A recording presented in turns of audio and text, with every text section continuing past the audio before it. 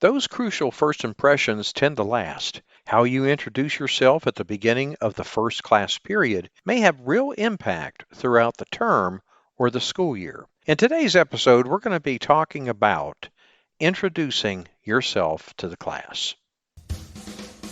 This is Steve Hiles welcoming you to episode 90 of the Teacher Rockstar podcast, a place where tips and strategies critical to the new teacher are discussed. We're going to be talking about introducing yourself to the class. Okay, let's dive right in here. Class starts before the bell rings. You will want to be present at the classroom door to personally greet your kids. Shake their hands, smile, and say something friendly. This may be the first time they have ever shaken hands with an adult. However, due to COVID, just a greeting would be appropriate. You want to make sure that your name and room number are posted on the whiteboard in large letters. You can write it before they enter, or as many teachers do, have students watch as you write on the board. That is a good way to catch their attention initially. Introduce yourself to the class by pronouncing your name very clearly so that there will be no confusion as to how you would like to be addressed. For example, we might say, "Good morning, students. Welcome to Room X. I am Mr. or Mrs. Smith, and I will be your teacher this term or this school year." I feel that what you actually decide to share with your students on the first day of class should be your personal choice. Now, some things you might want to share include, but certainly are not limited to, the following: how long you have been teaching, your teaching philosophy, what makes you a professional, for example, attending college courses, workshops, professional readings, etc. Talk about your family circumstances, whether you're married or how many children you have, etc. Where you come from, especially if from another community or country. Things that you enjoy most, hobbies, travels, teaching certain subjects. Finish your introduction with your positive expectations of the class. I also share with the students that invariably I have students year after year coming back and telling me that they really enjoyed their fourth grade experience.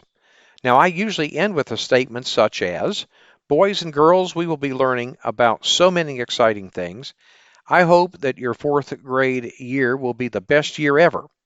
Nonverbal communications, what your voice and body language say. But before we get into that, we're going to go ahead and pause now for a quick word from our sponsor. Would you like to supercharge your classroom management skills?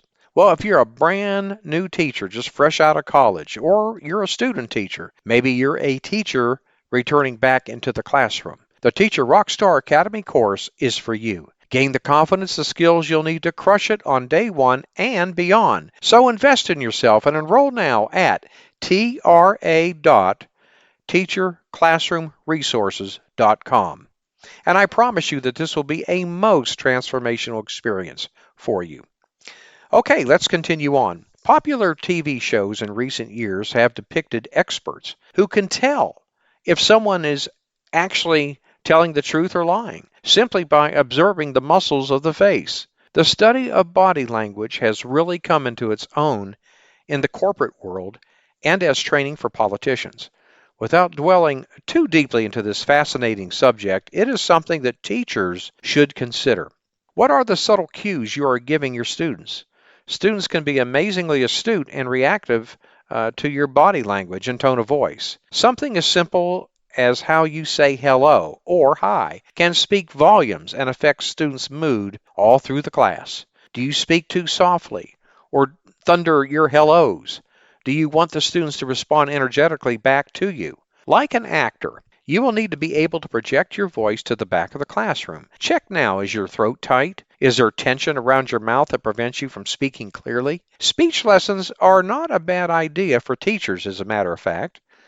Is your voice interesting to listen to? Too many teachers tend to mumble or speak without much variation or in repetitive vocal patterns that tend to put their listeners to sleep. No wonder kids may say their teachers are boring. Others tend to drop in volume by the end of a sentence so that the last words are unclear to their listeners.